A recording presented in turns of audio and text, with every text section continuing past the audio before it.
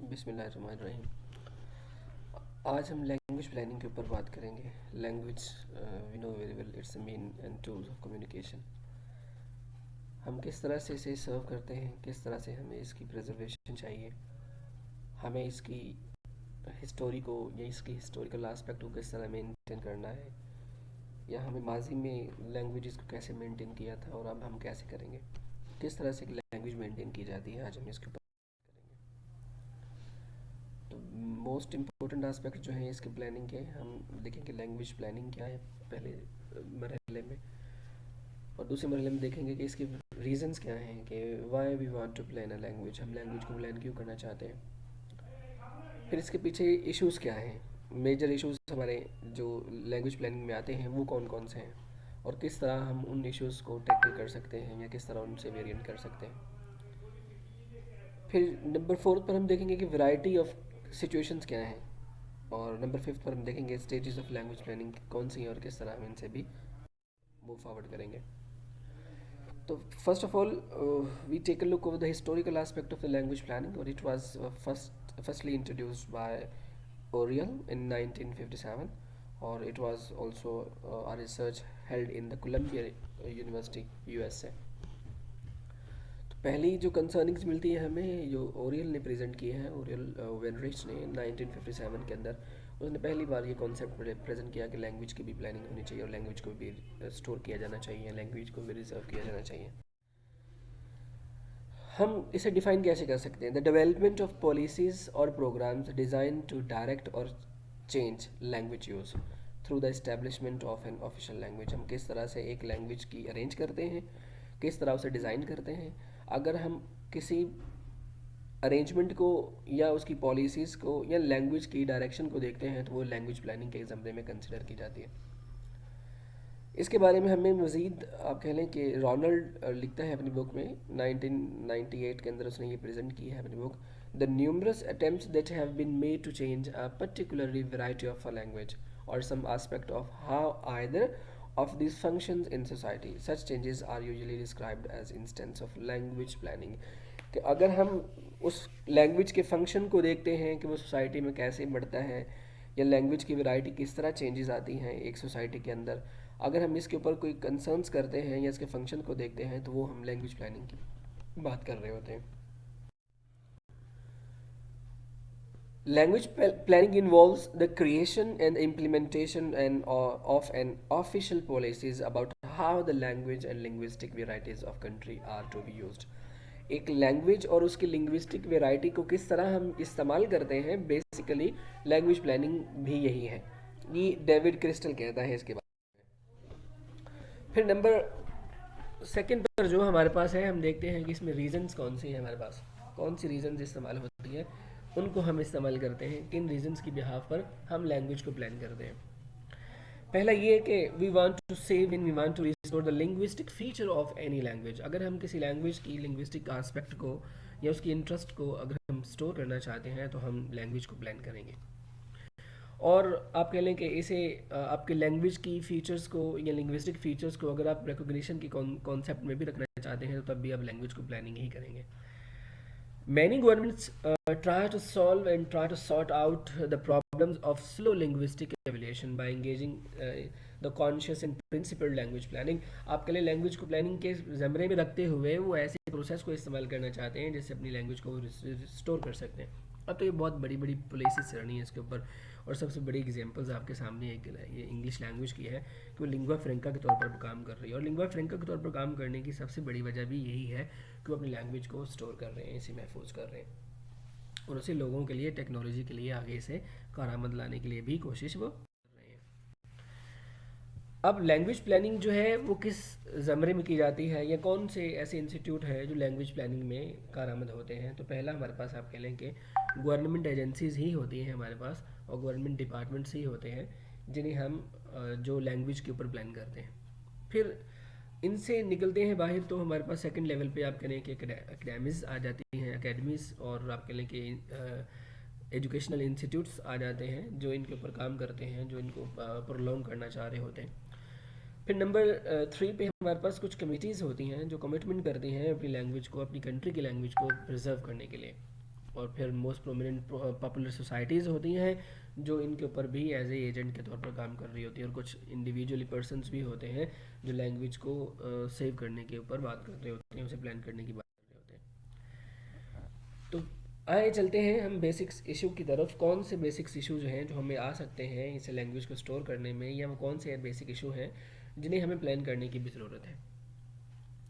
आप अच्छी तरह समझते हैं कि you know very well about that language is deliberately interference with one language to other language. एक लैंग्वेज जो है दूसरे लैंग्वेज के साथ वो डेलिबरेटली इंटरेक्ट होती है, और जब इंटरेक्ट होती है तो वहाँ पर वेरिएशंस जो हैं या वेराइटीज़ जो हैं लैंग्वेज की, वो हमें बहुत ज़्यादा नज़र आती हैं। तो हमें अपनी स्टेटस को या लैंग्वेज के स्टेटस को बरकरार रखने के लिए, लैंग्वेज की स्टेटस को बेहतर बनाने के लिए या उसके इंटरेक्शनल को बेहतर बनाने के लिए हमें लैंग्वेज प्लान करनी पड़ती है। पहला एस्पेक्ट तो हमें ये नज़र आता है कि they are not mutually exclusive. आप कह लें कि जो बोथ लैंग्वेजेस होती हैं वो both are not mutually exclusive. The first focus results in status planning and second corpus planning. कि दो तरह से हम चीज़ों को देखते हैं, एक एक्सटर्नली देखते हैं और एक इंटरनली देखते हैं। जो एक्सटर्नली देखते हैं वह यहाँ पर हम स्टेटस का मुवाजना करते हैं कि लैंग्वेज का स्टेटस कहाँ पे वेरी करता है, या लैंग्वेज को स्टेटस की प्लान को किस तरह से आगे लेके बढ़ना है। और दूसरे लेवल पे हम इसे इंटरनली देखते हैं कि हमने लैंग्वेज के कॉर्पस को किस तरह सेव करना है, लैंग्वेज के टेक्स्ट को कैसे या उसके कॉर्पोरम को किस तरह हमने महफूज करना है। उसे महफूज करने के लिए या उसे बेटर शेप देने के लिए किस तरह हम उसके ऊपर प्लान करेंगे, तो ये भी हम इसके ऊपर काम कर। आते हैं कि कॉर्पस प्लानिंग हमारे पास किस तरह से आती है। कि status planning changes the function of language और a variety of language and the right of those who use it. आप कह लें कि जी जो कॉर्पोरा होता है उसे भी सेव करने की ज़रूरत होती है। और आज देखें हमारे पास जितने भी रोबोटिक सिस्टम्स आ रहे हैं वो लैंग्वेज स्टोर की है, तो तभी हमारे पास ये काम बढ़ रहे हैं, लैंग्वेज सिस्टम्स के तरह ही चल रहे हैं। नेचुरल लैंग्वेज प्रोसेसिंग है, इसके ऊपर NLP जिसे हम कहते हैं, इसके ऊपर इम्प्लीमेंट करके किस तरह कंप्यूटर ने मतलब कंप्यूटेशनल लिंग्विस्टिक हमारे पास इमर्ज आती है, किस तरह कंप्यूटेशनल लिंग्विस्टिक ने आपने कहेंगे एक रेवलेशन बर्पा किया हुआ है पूरी इस वर्ल्ड के अंदर, इस यूनिवर्स के अंदर, कि किस तरह ये कंप्यूटेशनल लिंग्विस्टिक जो है ये आपकी हर फील्ड में हमें फ़ायदा दे रही है, किस तरह हम उसे यूटिलाइज़ कर रहे हैं। तो इसे मज़ीद बेहतर बनाने की, इसके स्टेटस को मज़ीद बेहतर करने के लिए लैंग्वेज को ज़रूरत होती है, कॉर्पस की प्लानिंग करने की भी हमें ज़रूरत होती है। बेसिकली कॉर्पस प्लानिंग जो होती है ये डेवलपमेंट करती है वैरायटी की लैंग्वेज की और लैंग्वेज के यूज़ की। हम किस तरह इसे स्टैंडर्डाइज कर रख सकते हैं, किस तरह हम इसे पॉसिबल तरीके से हम इसके फंक्शन को यूटिलाइज कर सकते हैं, और किस तरह इन फंक्शंस को हम अपनी डे टू डे लाइफ में अपनी रूटीन में इन्हें यूटिलाइज भी कर सकते हैं। तो बेसिकली जो कॉर्पस की प्लानिंग होती है, जो आप कहें कि लैंग्वेज की जो प्लानिंग्स होती हैं, यहाँ पर हम एक लैंग्वेज के स्टैंडर्ड को मेंटेन रखते हैं उसके इंटरनल रिसोर्सेज के लिहाज से, उसके फंक्शन के लिहाज से, कि हम उसे इलेक्ट्रॉनिकली कैसे सेव कर सकते हैं, या उसके हमने फंक्शंस फाइंड आउट करने हैं तो हम वो कैसे कर सकते हैं, या लैंग्वेज के अंदर हम किस तरह से सर्व कर सकते हैं। तो उसे हम इन चीज़ों को आज कंप्यूटेशनल लिंग्विस्टिक के अंदर बहुत ज़्यादा डिटेल में देख रहे हैं, जो NLP के ऊपर काम कर रहे हैं। आप कह लें मशीन लर्निंग हमारी भी इसी का हिस्सा बनती है कि हम ये सारी लैंग्वेजेस जो हैं हम कॉर्पस के ज़रिए ही कंसिडर कर रहे हैं। कि हमारी प्लानिंग अच्छी थी माजी में, आप कह लें कि तो इसीलिए आज हमने इस पोजीशन को हासिल किया है कि हम कंप्यूटेशनल लिंग्विस्टिक्स पे काम कर रहे हैं, और इसी तरह आगे भी बहुत ज़्यादा ये काम इसके ऊपर।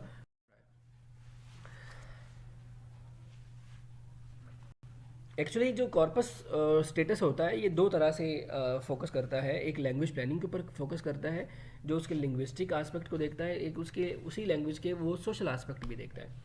कि मतलब ये दोनों तरह से काम करता है। आप कह लें कि इसकी नेचर जो होती है लैंग्वेज प्लानिंग की, ये लिंग्विस्टिक एस्पेक्ट को भी देखता है और इसके सोसाइटल एस्पेक्ट को भी देखता है कि किस तरह वो लिंग्विस्टिक एस्पेक्ट जो है सोसाइटल एस्पेक्ट के ऊपर इम्प्लीमेंट होता है, या किस तरह वो हेल्प करता है किसी मतलब को, किसी मीनिंग को डिराइव करने में।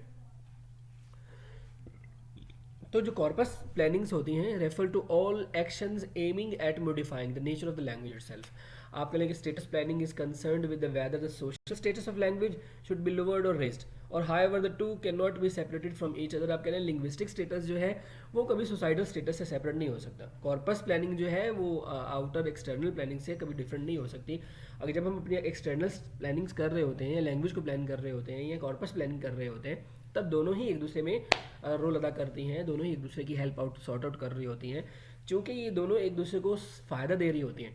तो प्लानिंग दोनों की साथ साथ चल रही होती है, जो दोनों को एक साथ लेकर चल रही होती है। तो बेसिकली कंसर्न जो होता है हमें लैंग्वेज की स्टेटस के साथ साथ हमें सोसाइटी का स्टेटस भी मेंटेन रखना पड़ता है। अगर हमारी लैंग्वेज का स्टेटस मेंटेन है, सोसाइटी का नहीं रहता, तो उस सोसाइटी का इम्पैक्ट आपकी लैंग्वेज पर पड़ेगा, जिससे लैंग्वेज का स्टेटस अगेन आप कह लेंगे डाउनफॉल पे चला जाएगा। तो लिहाजा वो स्टेटस को मेंटेन करने के लिए कॉर्पस लिंग्विस्टिक जो है या कॉर्पस आप कह लेंगे स्टेटस जो है वो रखा जाता है।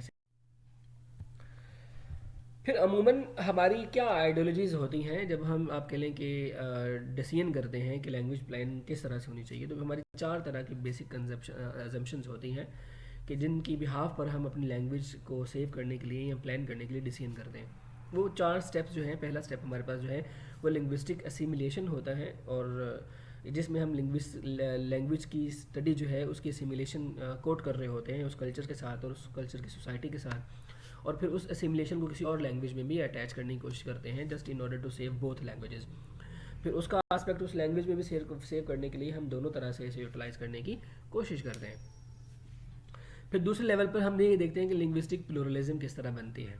ठीक है, हम किस तरह से लिंग्विस्टिक जो फॉर्म हैं वो आपस में प्लूरलाइज की जाती हैं, किस तरह से आप कह लें कि उन्हें स्टैंडर्डाइज किया जाता है, टू लिंग्विस्टिक फॉर्म को मर्ज किया जाता है, किस तरह से हम अपनी डे टू डे लाइफ में या आप कह लें कि इम्प्लीमेंट करते हैं। तो ये भी हम इसी जो डिसीजन प्लानिंग हमारी है, जो आप कह लें कि जो लैंग्वेज प्लानिंग हमारी है, उसके साथ ही हम करते हैं। फिर हमारे पास है जी वर्नाकुलराइजेशन, कि हम किस तरह से इस पे इम्प्लीमेंट करते हैं या इसे किस तरह इंटरनेशनलिज्म के कॉन्सेप्ट में ढालते हैं। तो ये भी हम इस अपने डिसीजन लेने से पहले ही हम देखते हैं कि किस तरह ये चीज़ें हमारी सोसाइटी को इम्प्लीमेंट करती हैं, और फिर वो सोसाइटी किस तरह हमारी कंट्री के ऊपर इम्प्लीमेंट हो रही होती हैं, और फिर वो कंट्री की जब बात कर रहे होते हैं तो फिर हम उसे किस तरह की इंटरनेशनल लेवल पे चीज़ों को प्लान कर रहे होते हैं। तो इनके ऊपर हम यही बात करेंगे। तो पहला आते हैं लिंग्विस्टिक असिमिलेशन की तरफ, कि ये एक बिलीव है कि रिगार्डलेस ऑफ रिलीजन और the regardless of culture and language, इस लैंग्वेज जो है ये बिलीव की जाती है कि डोमिनेंट लैंग्वेज ऑफ सोसाइटी के अंदर होती है। For example France applied his policy to various peoples within its border. आप कह लें russification in the former Soviet Union, आप कह लें कि जो रशियन लैंग्वेज है उन्होंने भी एक कॉन्सेप्ट बनाया हुआ है, फ्रांस ने भी अपना एक कॉन्सेप्ट बनाया हुआ है, इर्द गिर्द के लोगों के ऊपर वो इम्प्लीमेंट कर रहे हैं। इवन दो उनकी तो बात ना करें, आप इंग्लिश लैंग्वेज को देख लें यहाँ पर, तो लैंग्वेज की किस तरह उसने सिमुलेशन की हुई है पूरी वर्ड के साथ। तो हमें जो लिंग्विस्टिक वेरिएशन मिलती हैं या सिमुलेशन मिलती हैं, ये बेसिकली हम ओरिजिन के पे नहीं देखते हैं, इसकी यूज़ के ऊपर देखते हैं किस तरह हम ये इसे यूज़ कर रहे होते हैं और किस तरह उसकी लिंग्विस्टिक सिमुलेशन हमारी लैंग्वेज के अंदर इंप्लीमेंट हो रही होती है।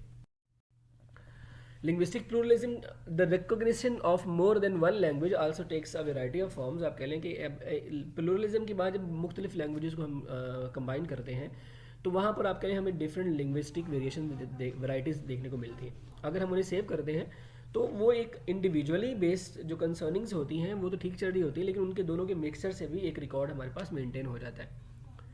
आप कह लें कि ये एक अच्छा और एक मुकम्मल पार्शल स्टेप्स भी हमें मिलता है, जिससे हम आप कह लें दोनों लैंग्वेजेस को स्टोर कर लेते हैं या महफूज कर लेते हैं, so that all are only some aspect of life can be conducted in more than one language in society. आप कह लें कि सारी जो यूनिवर्स हमारे पास है इसके जो जितने भी कंसर्न्स हैं हम एक ही लैंग्वेज में कन्वे नहीं कर सकते। We have some limitations and we have some barriers to convey all the aspect of the universe. हमें पूरी जो यूनिवर्स है इसके आस्पेक्ट को प्रेजेंट करने के लिए हमें कुछ ज़रूरत महसूस होती है, और वो ये ज़रूरत हमें महसूस होती है वो बेसिकली आप कह लें कि उस ज़रूरत को हम एक ही लैंग्वेज में कन्वे नहीं कर पाते। अब डिफरेंट सोसाइटीज़ हैं, डिफरेंट सोसाइटीज़ के डिफरेंट कल्चर्स हैं, और डिफरेंट कल्चर्स में आप कह लें डिफरेंट वेरिएशंस पाई जाती हैं, तो वो सारी की सारी वेरिएशन एक लैंग्वेज में नहीं आ सकती। तो लिहाजा यहाँ पर भी आप कह लें कि हमें प्लूरलिज्म का कॉन्सेप्ट जो है वो सामने रखना पड़ता है कि हमें ज़रूरत महसूस होती है डिफरेंट लैंग्वेजेस की उस कॉन्सेप्ट को प्रिवेल करने की। जब वो पर्सन अपना कॉन्सेप्ट कन्वे कर देता है तो देन उसे हम ट्रांसलेट करने की कोशिश करते हैं just in order to assess the meanings of that language. फिर हमारे पास है जी कि किस तरह से हम वर्नाकुलराइजेशन करते हैं, कि किस तरह हम चीज़ों को रिस्टोर करते हैं, किस तरह हम चीज़ों को रिस्टोर करते हैं, किस तरह हम नेटिव लैंग्वेज की तरफ बढ़ते हैं या किस तरह हम चीज़ों को अडॉप्ट करते हैं। तो ये आप कह लें कि किस तरह से ये चीज़ें आप कह लें कि रिटर्न की तरफ पलटती हैं। तो ये सारा एस्पेक्ट हमारा वर्नाकुलराइजेशन के अंदर हम इस चीज़ को एस्पेक्ट में लेके बढ़ते हैं आगे। आप कह लीजिए कि फिर एग्जांपल के तौर पर कहता है जी हैब्रू को देख लें कि हैब्रू जो है ये इसराइल के अंदर किस तरह बढ़ती है, या टैगलॉग जो है ये फिलिपाइनियों की इन द फिलिपाइंस के अंदर किस तरह ये आगे बढ़ती है। तो बेसिकली हम थर्ड स्टेप्स को भी रिस्टोरेशन के कॉन्सेप्ट में कंसिडर करते हैं, और रिस्टोरेशन ही हमारे पास लिंग्विस्टिक फीचर को स्टोर। नंबर 4 पर हमारे पास है कि किस तरह लैंग्वेज प्लानिंग हम इंटरनेशनल कॉन्सेप्ट पे या इंटरनेशनलिज्म के ऊपर इस चीज़ को प्रिवेल करते हैं, जो अडॉप्ट करते हैं कि जो चीज़ें हमारे पास नॉन नेटिव आती हैं, जैसे कि एक लैंग्वेज है जो हमारे पास नेटिव नहीं है, जिसे हम टारगेट लैंग्वेज समझ लें, या हम आप कह लें कि सेकेंड लैंग्वेज कंसिडर कर लें, जब वो एक वाइडर सेंस में कम्युनिकेट होती है हमारी उस ऑफिशियल लैंग्वेज से, तो फिर वहाँ पर आप कह लें कि कुछ ना कुछ कॉन्सेप्ट ऐसा होता है जो उस चीज़ को इंटरनेशनली लेके आगे बढ़ता है। आप कह लें कि एक वाइडर सोसाइटी के अंदर जब हम लैंग्वेज को बात करते हैं कि अब वो एक पर्सन है जो एक लैंग्वेज इंग्लिश लैंग्वेज को समझता है लेकिन वो चाइनीज़ को नहीं समझता। अब जो चाइनीज़ है वो भी उर्दू को नहीं समझता लेकिन वो इंग्लिश लैंग्वेज को समझता है। तो यहाँ पर इंग्लिश लैंग्वेज जब वो स्पीच अदा की जाएगी नॉन नेटिव को मैसेज को कन्वे करने के लिए, तो एक वाइडर कम्युनिटी पैदा करेगी। जब वो वाइडर कम्युनिटी पैदा करेगी तो वो एक इंटरनेशनलिज्म के कॉन्सेप्ट में प्रिवेल करेगी। आप करेंगे इंग्लिश जो है सिंगापुर में बोली जाती है, इंडिया में बोली जाती है, फिलिपाइंस के अंदर बोली जाती है, फिलिपाइंस के अंदर बोली जाती है, इवन के हमारे पाकिस्तान में भी बहुत से एरियाज़ में बोली जाती है। तो ये जो है ये एक नेशनलिज्म और इंटरनेशनलिज्म कॉन्सेप्ट से हम निकलते हैं बाहर। तो आज हमारा जो टॉपिक है यही 4 एस्पेक्ट तक की, तो कौन सी रीज़न हमारे पास है, किस तरह से हमने इसे डिस्कस किए हैं। तो इसका जो रेस्ट पार्ट है जो हम इंशाल्लाह नेक्स्ट लेक्चर में कवर करेंगे। If you have any question then you can ask.